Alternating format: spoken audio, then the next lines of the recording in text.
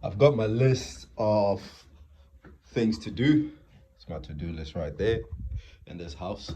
Now, the main thing I want to show you what I'm working on, what I've just finished working on was opening this up some more so that I can actually get a plasterboard in there and not faff on too much with doing too much measuring and too much cutting. The plan really is, if you imagine this being a 2x3, which is a thicker piece of timber that I don't have here with me.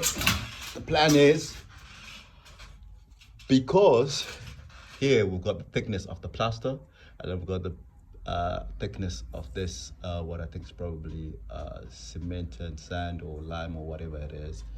Then we've got the thickness of these lats. That is way thicker than your standard 12.5 mil plasterboard. So if I put a 12.5 mil plasterboard straight onto this joist, there's gonna be, you know, a pretty sizable gap that I don't want to faff on with trying to fill before doing the final coat of plastering. So instead, what I'm gonna do, I'm gonna get some timber.